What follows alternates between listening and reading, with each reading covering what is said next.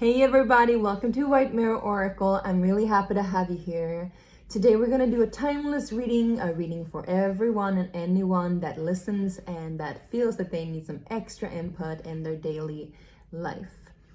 Now, getting started here, I was doing the different readings for all of the different signs and I'm posting them right now. I think almost everything is up. But there was something missing. I felt there was something missing. I don't know why. I'm just being drawn to show you the selenite energy. So please use the selenite if you feel drawn to it. It's a very, very cleansing energy. It cleanses your aura, actually. It's very angelic frequency too. And then I just felt this need to do something else. Like there was an unanswered question.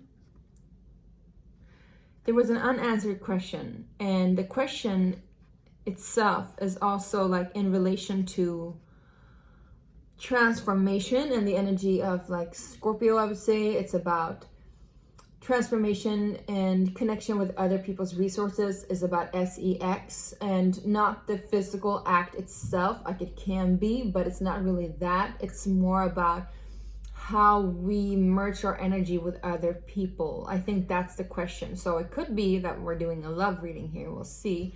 Could also be, money reading. Either way, I'm being drawn to this saying that a podcaster that I used to listen to, she's also an astrologer as well as tarot reader. She said a couple of years ago, I listened to it, and she says, everything in life is about sex, except for sex, which is about power. And then we have this card coming up, sublimation, which is talking about elevation and entering into a new state of being. It's about reaching new heights. It's about ascension. We're choosing from the Alchemy Oracle deck here. And then we have glass, which is also about obscurity. Things becoming obscure and then clear and then clear and then obscure. So things are shifting. Maybe in order to see things clearer when it comes to transformation and interaction in that regard. Also sex. And as well as, power, your power, how you use your power in regards to other people. Because that's also what the 8th house is about, what Scorpio is about resources, other people's resources and your resources, and how you interact and intershare and how that connects and transforms, right? So maybe you need to elevate yourself in order to see things clearer, because when you're inside the glass bubble, things are obscure, almost like the moon energy, right? They're a little bit, gray, I would say. The higher you get, the more you're able to see things clearer. However, I want to say this came up in the reverse. So even though there's a good thing to go above oneself, to be the bigger person, to see things from a higher perspective when it comes to relationships to others and others' resources and shared resources, even finances.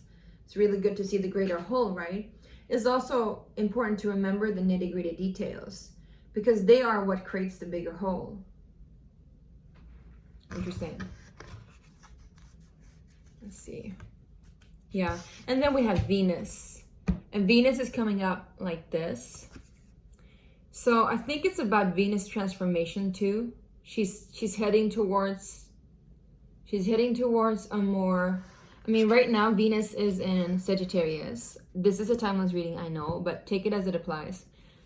Right now Venus is in Sagittarius, but she's heading towards Capricorn. She's heading into her descent, right? I think. I'm not really good at that. But I think, which literally means that she's going into the underworld to see things clearer. So maybe that's it too. Maybe you've been seeing things from a greater perspective, a greater whole, when it comes to how you share your heart with others, how you share your beauty with others, or how others share their heart and their beauty with you. Maybe you've seen things, and I'm hearing in a la-di-da kind of way. And now you need to descend and go into the underworld in order for you to see what is really the essence of beauty? What is the knowledge of beauty? And what is the message of beauty here? Interesting. Let's go ahead and pull some tarot cards, okay, you guys? So, if you haven't yet watched your Halloween reading, I urge you to do so. Look what's coming up here. We got the Five of Cups wanting to show off. Interesting. So yeah, maybe there's some shedding that needs to be done, you guys. Like I said, we are in a transformative state right now. If you haven't already watched your Halloween reading, please do so. I also have extended for the Halloween readings that you can purchase for $4, so it's not that pricey. In order to fill your cup up again, you need to release the old. I think there's old ghosts. I'm hearing ghosts. The ghosts of the past. Maybe that's why you need to go back down, back into things. You really need to take a look at what is really inside this whole spectrum. What is this prism that you're viewing things from? What is the perspective that you're taking on? Is it really true? Is it really true? And also I'm hearing, this is like kind of like rose-colored glasses, right? Venus and glass. It's kind of like rose-colored glasses. You might want to take them off.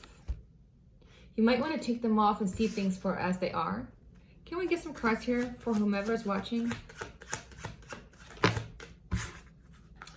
Yeah, the Hangman and the Empress. Definitely want to see things from a new perspective when it comes to how you share your heart and your abundance and your love and your beauty with other people. Yeah, and it, you know, that's a process in itself, right? Hanging yourself upside down, or the Sleeping Beauty, here it is. So she's like, she's sleeping for 100 years. It's interesting because both of these cards actually have like different, what is it called?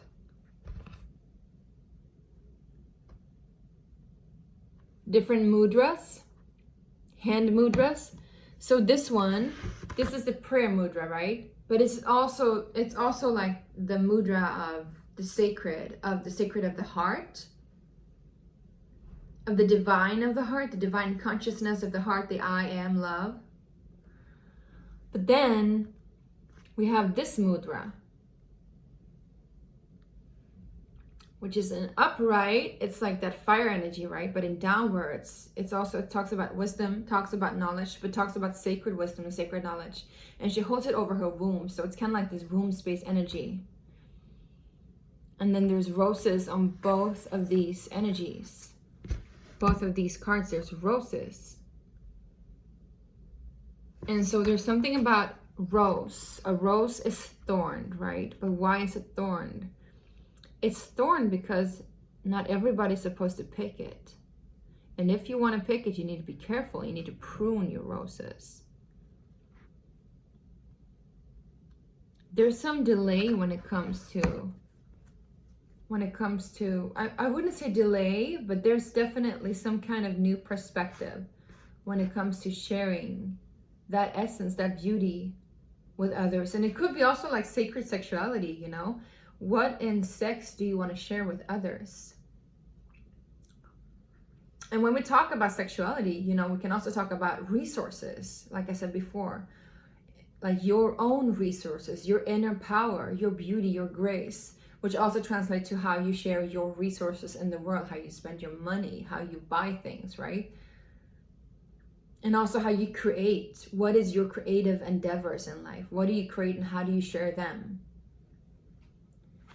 What is sacred then? What is sacred? What is the sacredness that we need to be aware of? Because maybe we're looking at sacredness in a different way now. Maybe there's a new way to see what sacredness is about. Yeah, because I feel like sacredness for you now is more about the strength of connections and commitments and showing up in a longevity kind of way. The wisdom of the ancient and connection to earth and connection to power. That's sacred to you. And the people around you that create the foundation for you. And the strength within you that creates that foundation for you. sharing in joy, sharing in laughter, sharing in wisdom. Maybe some of you really wants to have a lot of babies and a big family, and you need to be aware of who you're sharing it with, right? But also remember to ask yourself, why do you want that? What is it in you that longs for that? There's nothing wrong with it. I'm just saying, what is it in you that longs for that? What else can we find out here, please? Yeah. And it's not really a choice, you know? When it's not really a choice, yeah. When it's not really a choice, when things just happen, you can't really make it up. You can't really pretend that you have a choice. When you just feel drawn towards something and you're like, you know, this is gonna happen whether I like it or not. When you surrender to that and you accept that, it becomes so much easier and it becomes so much abundant. Maybe you're not denying yourself that beauty anymore. Maybe you're not denying yourself that worthiness, that value anymore. Maybe you're ceasing to deny yourself that which you know is truly yours, your true inheritance, I'm hearing. Interesting. All right, we're gonna close this up with an oracle card, from the mystical shaman. The sun. We get the circle underneath here too. The sun, beautiful. It is about power. I actually do want to take one more. What is the other one? Because this is also about, the circle. Because this is not only about you, it's about how you share it with the world. And we got 8-8, and I was talking about the 8th house, and so that's 888, right? So there's a lot of power there. A lot of power. Let's read about it. It's about how you share it with the world. How you share yourself with the world. Who is the world? How do you shine your light? Shine your light. How do you shine your light on the world? And maybe, you know, that sensuality, that beauty, that grace is your light. And how do you want to share it with the world? You need a new perspective, this coming new perspective. A new sense of worthiness, a new sense of belonging, a new sense of beauty and grace, a newfound love towards yourself too. The essence of the sun is acknowledged by many cultures as the foremost masculine force. In other traditions, it is seen as the feminine in her full power. Well, interesting. So it's a different perspective, right? So maybe what you thought was masculine, raw, is more feminine in her full power. Either way, it is the most brilliant light for all beings and allows life to sprout from the dark feminine earth. It can be gentle and warming, close to sunrise or sunset, fall or winter, or it can be destructive, as in its zenith during a scorching summer. The invitation: it is time to come out of your cave and savor the life-giving light of our star. The sun rekindles your passion and your creative energy. Life is calling you to shine your light and to add your lightness and humor to the seriousness around you. Get out and play. Yeah, share your light with the world around you. That's the abundance right there, because that's your strength. Don't be afraid to share your resources. But I wouldn't say, you know, share your beauty, share your grace, not spend your money on wrong things. But there's also a need for, like, you know, see it from the other perspective. You don't need to shine all the time. It also says here, do not become enamored with yourself or worship others. Beware of your shadow. Be careful not to be blinded by your light or the light of others. I think that's no problem. I think what's happening here is literally you seeing your worthiness in a different perspective. You seeing your light in a different perspective. You actually, through going into the darkness, seeing your light, seeing your beauty, seeing your grace, and appreciating that and getting clarity on that. And then you're like, all right, I know now I have no choice in how I share myself and how I show up in the world, because I am that. I am that grace, I am that beauty, I am that beloved that I'm searching for. And this is going to create a long-term connection, a long-term stability in my life, a long-term strength in my life. Something that always has my back, because I got my own back now. It is about sensual power. There's a reason for why sex sells, right? Because there's so much power in it. And if we share that resource, which is not only about the actual act, it's about creativity, your creative power, your sensuality. When you share that in the right way, sorry, I had something on my tongue. Then you're almighty. You're almighty. Let's read about the circle, okay? Unification, interconnectedness, and a sense of continuum is what this card implies. This circle reminds us that we are all one, dancers in a unified, conscious, continuous, inclusive circle. This card reminds us of the cycles of life and the evolving self, ever-changing and always connected. Human, spirit, nature, the cosmos, all intrinsically connected. When the circle appears, it reminds you that you are connected to everything and everyone, including to spirit. The spirit's essence beats in your heart and inspires you to co-create your world. Knowing that you count, that you have purpose in this world. Imagine even a smile to a stranger can change the course of a life. When the circle invites you to a dance in the sacred steps of life, know that your work, your love, your service brings greater value than you can know. Stay the course, keep dancing, and all will be well. So there's a lot of energy here about, being in that grace, being in that beauty, being in that lightness and that play. And I think once you see things from greater perspective, a greater whole, you'll be able to also see the details and how you really, really, really are so virtuous in this world. And there is no choice here. There's no indecisiveness anymore. Love will seek itself again. Prosperity will come from a new idea or opportunity. And spirit always waits for you to find your place in the dance again. I feel, my loves, that you are finding your place by finding yourself, by finding your own, it's almost like you're falling in love with yourself again. And do something that really makes you feel beautiful, that makes you feel worthy, that makes you feel abundant. And share then yourself with the world. But share yourself with that knowing that you are infinite, that you're boundless, but that you're also very valuable, and you shouldn't just toss yourself around, right? There is a balance there. All right, my loves, I really hope this resonated and helped. I love you so much. And let me know if this resonated. Give me a thumbs up. Don't forget to subscribe. And also check out your other readings and let me know what you think about them. All right, bye-bye.